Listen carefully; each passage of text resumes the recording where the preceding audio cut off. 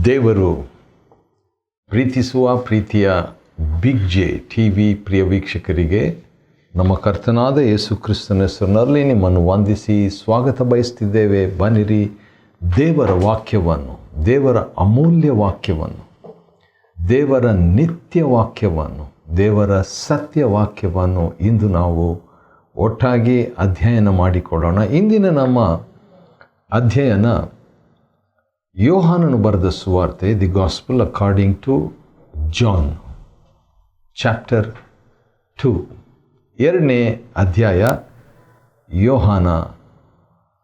ಯೋಹಾನನ ಬರೆದ ಸುವಾರ್ತೆ ಅಥವಾ ಯೋಹಾನ 2ನೇ ಅಧ್ಯಾಯ. ಯೋಹಾನನು ಬರೆದ ಸುವಾರ್ತೆ 2ನೇ ಅಧ್ಯಾಯದಲ್ಲಿ ನಾವು ನೋಡುವಾಗ ಕ್ರಿಸ್ತನ ಜೀವನ, ಕ್ರೈಸ್ಟ್ ಲೈಫ್, ಕ್ರಿಸ್ತನ ಜೀವನದ 12 ಸಿದ್ಧಾಂತಗಳನ್ನು ನಾವು ನೋಡಿಕೊಳ್ಬೋದು. 12 ಪ್ರಿನ್ಸಿಪಲ್ಸ್, ಸಿದ್ಧಾಂತಗಳು, 12 ಪ್ರಿನ್ಸಿಪಲ್ಸ್ ಆಫ್ ಕ್ರೈಸ್ಟ್ ಲೈಫ್.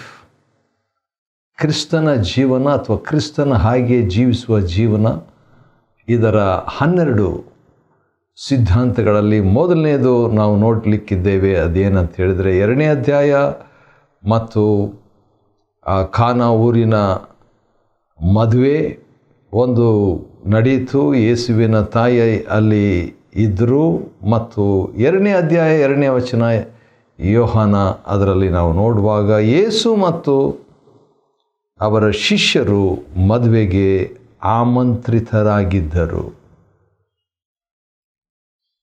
ಹಾಗಾದರೆ ಮೊದಲನೇ ಒಂದು ಸಿದ್ಧಾಂತ ಏನಂತ ಹೇಳಿದರೆ, ನಾವು ಕ್ರಿಸ್ತನ ಹಾಗೆ ಜೀವಿಸಬೇಕು ಎಂಬ ಸಿದ್ಧಾಂತದಲ್ಲಿ ಆತನನ್ನು ಆಹ್ವಾನಿಸಬೇಕು. We must invite him.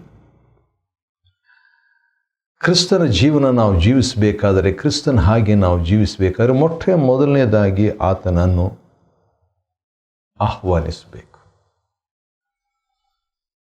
ಪ್ರಕಟಣೆ 3:20 ಬರೆದಿರುವ ಹಾಗೆ ಆತನು ಬಾಗಿಲಲ್ಲಿ ನಿಂತುಕೊಂಡು ತಟ್ಟುತ್ತಾ ಇರುವಾಗ ಯಾರಾದರೂ ಆತನ ಸ್ವರವನ್ನು ಕೇಳಿ, ಯೇಸುವೇ, ಸ್ವಾಮಿ, ನನ್ನ ಹೃದಯದಲ್ಲಿ ಬಾ, ನನ್ನ ಪಾಪವನ್ನು ಕ್ಷಮಿಸು,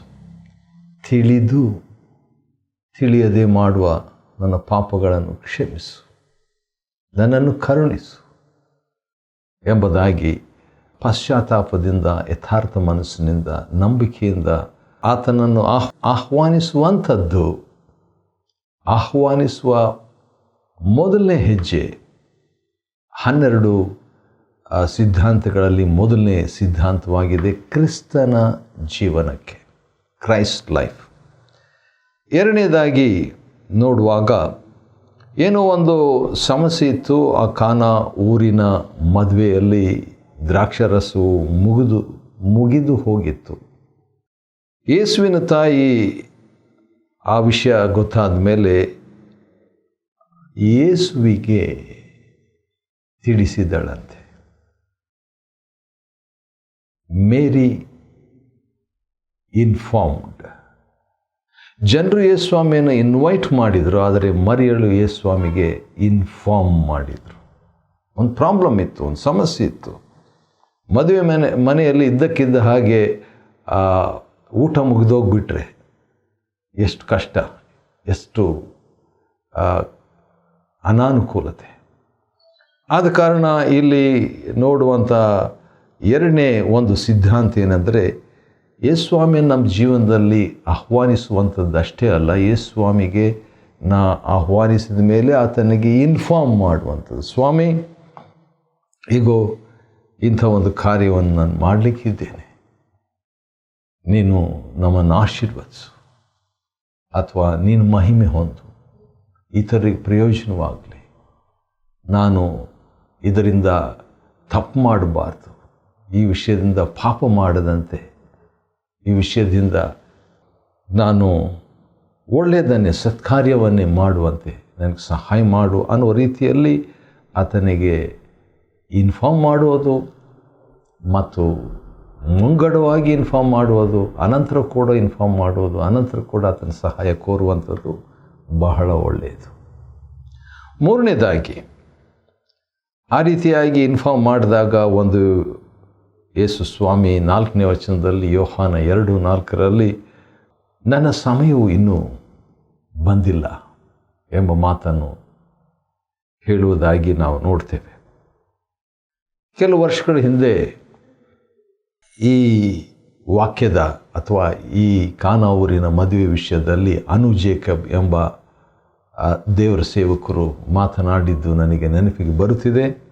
ಯಾವ ರೀತಿಯಾಗಿ ಯೇಸು ಸ್ವಾಮಿ ಸಾಧಾರಣ ನೀರನ್ನು ತೆಗೆದುಕೊಂಡು ಅಸಾಧಾರಣವಾದಂಥ ಒಂದು ದ್ರಾಕ್ಷರಸವನ್ನು ಮಾಡಿದಾಗ ಅದರ ಬಣ್ಣ ಬದಲಾಯಿತು, ಅದರ ರುಚಿ ಬದಲಾಯಿತು, ಅದರ ಒಂದು ಆಕಾರವು ಅಥವಾ ಅದರ ಒಂದು ರಸಾಯನ ಒಂದು ಪ್ರಾಪರ್ಟಿನೇ ಬದಲಾಯಿತು ಎಂಬ ರೀತಿಯಲ್ಲಿ ಅವರು ಹೇಳಿದರು. ಅದು ನೆನಪಿಗೆ ಬಂತು. ಸರಿ, ನಾವು ನೋಡ್ತಾ ಇರುವಂಥದ್ದು 2ನೇ ಅಧ್ಯಾಯ ಯೋಹಾನ್ ಸುವಾರ್ತೆಯಲ್ಲಿ ಕ್ರಿಸ್ತನ ಜೀವನಕ್ಕೆ 12 ಸಿದ್ಧಾಂತಗಳು, 12 ಪ್ರಿನ್ಸಿಪಲ್ಸ್ ಆಫ್ ಕ್ರೈಸ್ಟ್ ಲೈಫ್. ಮೊದಲನೇದಾಗಿ ಆತನನ್ನು ಆಹ್ವಾನಿಸಬೇಕು, ಅನಂತರ ಆತನಿಗೆ ತಿಳಿಸಬೇಕು. ಮೂರನೇದಾಗಿ ಆತನ ಸಮಯ ಇನ್ನೂ ಬಂದಿಲ್ಲ ಅಂತ ಹೇಳಿದಾಗ ಆತನ ಸಮಯಕ್ಕೆ ನಾವು ಒಪ್ಪಿಸಿಕೊಡ್ಬೇಕು. ಕೆಲವು ಸಾರಿ ಈಗಲೇ ಆಗಿಬಿಡಬೇಕು ಎಂಬಂಥ ರೀತಿಯಲ್ಲಿ ಇರ್ತದೆ. ಆದರೆ ಆತನ ಸಮಯಕ್ಕೆ ಅನುಗುಣವಾಗಿ ನಾವು ಅಡ್ಜಸ್ಟ್ ಆಗಬೇಕು, ಹೊಂದಿ ಹೋಗಬೇಕು. ಅದು ಚಿಕ್ಕ ವಿಷಯ ಇರ್ಬೋದು, ದೊಡ್ಡ ವಿಷಯ ಇರ್ಬೋದು. ನಿನ್ನ ಚಿತ್ತದಂತೆ ಆಗಲಿ ಅನ್ನೋದು ಮಾತ್ರ ಅಲ್ಲ, ನಿನ್ನ ಸಮಯಕ್ಕೆ ಅನುಸಾರವಾಗಿ ಆಗಲಿ ಎಂಬುದಾಗಿ ಅನೇಕ ನಮ್ಮ ಪ್ರಾರ್ಥನೆಗಳನ್ನು ನೆನಪು ಮಾಡಿಕೊಳ್ಳೋಣ. ಹಣದ ವಿಷಯದಲ್ಲಿ ಅಥವಾ ಹಣ ಎಲ್ಲಾದರೂ ಸ್ಟಕ್ ಆಗಿರ್ಬೋದು, ಹಣ ತಕ್ಕೊಂಡವರು ಕೊಡುವಂಥದ್ರಲ್ಲಿ ಒಂದು ತಾಮಸ ಅಥವಾ ತಡವಾಗಿರುವಂಥದ್ದು, ಅಥವಾ ಒಂದು ಪ್ರಾಜೆಕ್ಟ್ ನಾವು ಪ್ರಾರಂಭ ಮಾಡಿದ್ವಿ, ಅದು ಮುಗಿಯೋದರಲ್ಲಿ ಹೋರಾಟ ಇದೆ, ಅಥವಾ ಕುಟುಂಬ ಜೀವನದಲ್ಲಿ ಅವಶ್ಯಕತೆಗಳು, ಅಥವಾ ಬಹುಕಾಲದಿಂದ ಉತ್ತರ ಸಿಗದಂಥ ಒಂದು ಪ್ರಾರ್ಥನೆ, ಇವೆಲ್ಲವುಗಳಲ್ಲಿ ಆತನ ಸಮಯಕ್ಕಾಗಿ ನಾವು ಕಾದಿರುವಂಥದ್ದು, ಸಹಕರಿಸುವಂಥದ್ದು ಅಗತ್ಯ. 4ನೇ ಸಿದ್ಧಾಂತ, ಅಂದ ಹಾಗೆ ಯೋಹಾನ 2ನೇ ಅಧ್ಯಾಯ ಅಧ್ಯಯನ ಮಾಡಿಕೊಳ್ತಾ ಇದ್ದೇವೆ. ಅದರಲ್ಲಿ ಕಾನಾ ಊರಿನ ಮದುವೆ, ಆ ಒಂದು ವಾಕ್ಯ ಭಾಗ, ಅದರಲ್ಲಿ ಕ್ರಿಸ್ತನ ಜೀವನಕ್ಕೆ 12 ಸಿದ್ಧಾಂತಗಳನ್ನು ನಾವು ನೋಡಿಕೊಳ್ತಿದ್ದೇವೆ. 4ನೇ ಸಿದ್ಧಾಂತ ಏನೆಂದರೆ ಆತನು ಹೇಳಿದ್ದನ್ನು ಮಾಡುವುದು. ಯೇಸುವಿನ ತಾಯಿ ಅಲ್ಲಿದ್ದಂಥ ಕೆಲಸದವರಿಗೆ ಆತನು ನಿಮಗೆ ಹೇಳಿದಂತೆ ಮಾಡಿರಿ.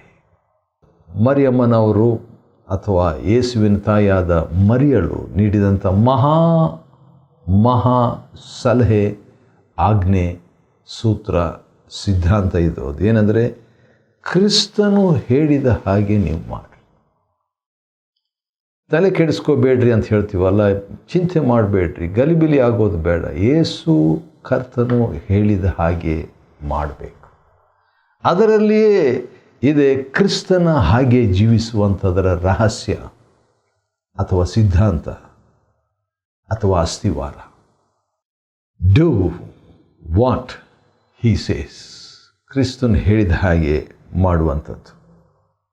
ಅನಂತರ ಅಲ್ಲಿ ಯಹೂದ್ಯರ ಶುದ್ಧಾಚಾರದ ಪ್ರಕಾರವಾಗಿ ಅಲ್ಲಿ ಕಲ್ಲಿನ 6 ಬಾನೆಗಳಿದ್ದವು.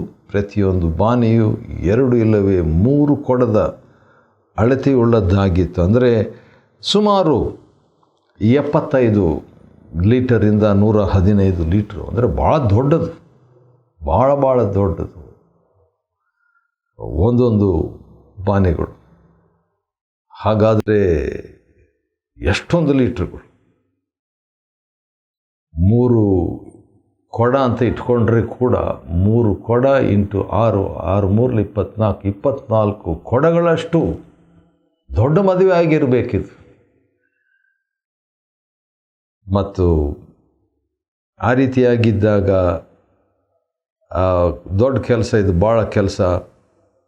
ಆ ಬಾನಿಗಳಲ್ಲಿ ನೀರು ತುಂಬಿರಿ ಅಂತ ಹೇಳಿದಾಗ ಸುಮಾರು 20-30 ಕೊಡಗಳಷ್ಟು ನೀರು ತುಂಬಿದರು.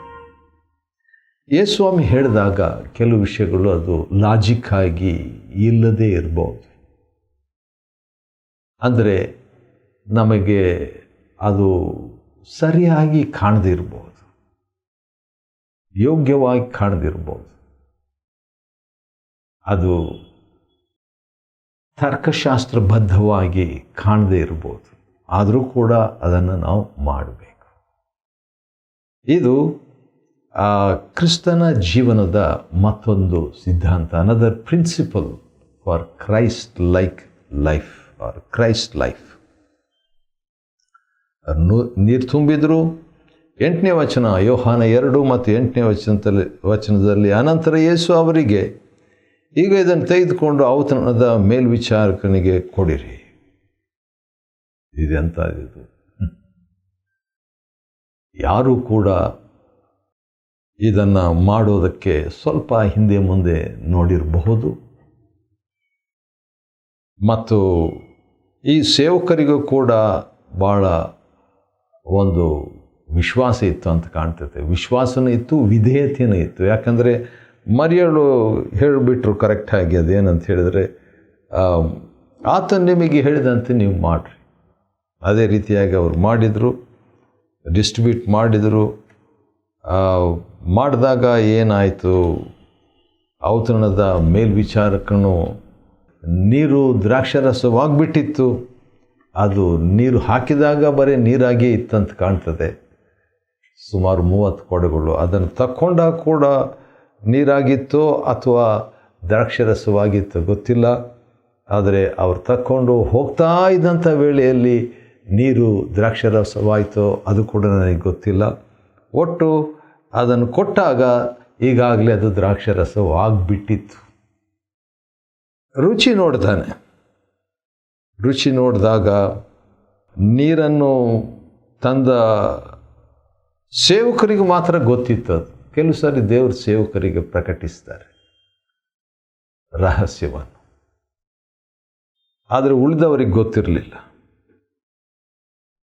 ಆದರೆ ಮರಿಯಳಿಗೂ ಕೂಡ ಒಂದು ಕಾನ್ಫಿಡೆನ್ಸ್ ಇತ್ತು, ಯೇಸು ಹೀಗೆ ಮಾಡ್ತಾರೆ, ಪ್ರಾಬ್ಲಮ್ ಸಾಲ್ವ್ ಮಾಡ್ತಾರೆ ಅನ್ನುವಂಥ ವಿಷಯ. ಕಡೆಗೆ ಔತಣದ ಮೇಲ್ವಿಚಾರಕನು ಮದುಮಗನನ್ನು ಕರೆದುಬಿಟ್ಟು, ಪ್ರತಿಯೊಬ್ಬನೂ ಉತ್ತಮ ದ್ರಾಕ್ಷಾರಸವನ್ನು ಮೊದಲು ತಂದಿಟ್ಟು ಜನರು ತುಂಬ ಕುಡಿದ ಮೇಲೆ ಸಾಧಾರಣವಾದನ್ನು ಕೊಡ್ತಾರೆ. ನೀವಾದರೂ ಉತ್ತಮ ದ್ರಾಕ್ಷಾರಸವನ್ನು ಇನ್ನೂ ಇಟ್ಕೊಂಡಿದ್ದೀರಲ್ಲ ನೀವು, ಬಿಗಿನಿಂಗ್ ಟು ಎಂಡ್. ಯೇಸು ಸ್ವಾಮಿ ಮಾಡುವಂಥ ಕಾರ್ಯ ಹಾಗೇ ಇರ್ತದೆ. ಪ್ರಾರಂಭದಿಂದ ಅಂತ್ಯಕ್ಕೆ ಬರುವಾಗ ಕಡಿಮೆ ಆಗಲ್ಲ, ಆ ಮೊದಲಿದ್ದ ಪ್ರೀತಿಯೇ ಇರ್ತದೆ. ಇನ್ನೂ ಹೆಚ್ಚಾಗುವ ಸಾಧ್ಯತೆ ಕೂಡ. ಸರಿ, ಆನಂತರ 7ನೇ ಒಂದು ಸಿದ್ಧಾಂತವನ್ನು ನಾವು ನೋಡಿಕೊಳ್ಳೋಣ. 2ನೇ ಅಧ್ಯಾಯ ಯೋಹಾನನು ಬರೆದ ಸುವಾರ್ತೆಯಲ್ಲಿ ಕ್ರಿಸ್ತನ ಜೀವನದ 12 ಸಿದ್ಧಾಂತಗಳನ್ನು ನಾವು ನೋಡಿಕೊಳ್ತಿದ್ದೇವೆ. ಅದರಲ್ಲಿ 7ನೇದು ಏನಂದರೆ, ಗಲಿಲಾಯದ ಕಾನಾ ಊರಿನಲ್ಲಿ ಯೇಸು ಕರ್ತನು ಮಾಡಿದ ಮೊದಲನೇ ಸೂಚಕ ಕಾರ್ಯ ಇದಾಗಿತ್ತು. ಈ ರೀತಿಯಾಗಿ ಮಾಡಿ ಯೇಸು ತನ್ನ ಮಹಿಮೆಯನ್ನು ತೋರ್ಪಡಿಸಿಕೊಂಡದ್ರ ಬಗ್ಗೆ ನಾವು ನೋಡ್ತೇವೆ. ಮಹಿಮೆಯ ಪ್ರಕಟಣೆ. ಹಾಗಾದರೆ ನಾವು ಕಲಿಯುವಂಥ, ಆತನು ಹೇಳಿದ ಹಾಗೆ ನಾವು ಮಾಡುವಾಗ ದೇವರ ಮಹಿಮೆಯನ್ನು ನಾವು ಕಾಣ್ತೇವೆ. ಆತನು ತನ್ನ ಮಹಿಮೆಯನ್ನು ನಮ್ಮ ಜೀವನದಲ್ಲಿ ಪ್ರಕಟಿಸ್ತಾನೆ. 8ನೇದಾಗಿ ಇನ್ನೊಂದು ಸಿದ್ಧಾಂತ ಏನಂದರೆ, ತಂದೆಯ ಮನೆಯ ಸಿದ್ಧಾಂತ. ದೇವಾಲಯಕ್ಕೆ ಬಂದಾಗ ಅಲ್ಲಿ ಪಾರಿವಾಳಗಳನ್ನು ಮಾರುವವರು, ಹಣ ಬದಲಾಯಿಸುವವರು ಇವರೆಲ್ಲ ಇದ್ದರು. ಅವಾಗೇ ಸ್ವಾಮಿ ಅದನ್ನು ನೋಡಿಬಿಟ್ಟು, ಇವುಗಳನ್ನು ತೆಗೆದುಕೊಂಡು ಹೋಗ್ರಿ, ನನ್ನ ತಂದೆಯ ಮನೆ ವ್ಯಾಪಾರದ ಮನೆಯನ್ನಾಗಿ ಮಾಡಬೇಡ್ರಿ ಅಂತ. ತಂದೆಯ ಮನೆಯ ಒಂದು ಸಿದ್ಧಾಂತ. 8ನೇ ಸಿದ್ಧಾಂತ, ಕ್ರಿಸ್ತನ ಜೀವನ ನಮ್ಮಲ್ಲಿ ಇರಬೇಕಾದ್ರೆ ತಂದೆಯ ಮನೆಗೆ ಆದ್ಯತೆಯನ್ನು, ಗೌರವವನ್ನು ಕೊಡಬೇಕು. 9ನೇದಾಗಿ 17ನೇ ವಚನ, ಯೋಹಾನ 2:17 ಯೇಸುವಿನ ಶಿಷ್ಯರು ನಿನ್ನ ಆಲಯದ ಮೇಲಿರುವಂಥ ಆಲಯ ಅಭಿಮಾನ, ಆಸಕ್ತಿಯು ಬೆಂಕಿಯಂತೆ ದಹಿಸಿದ್ದರ ಬಗ್ಗೆ ಅವರು ನೆನಪು ಮಾಡಿಕೊಳ್ತಾರೆ. ಯಾಕಂದರೆ ಕೀರ್ತನೆ 69:9 ಆಲಯ ಅಭಿಮಾನ ಆತನಿಗೆ ಬೆಂಕಿಯಂತೆ ದಹಿಸ್ತು. ಕ್ರಿಸ್ತನ ಜೀವನ ನಮಗಿರಬೇಕಾದರೆ ಆಲಯ ಅಭಿಮಾನ ಬೆಂಕಿಯಂತೆ ದಹಿಸಬೇಕು.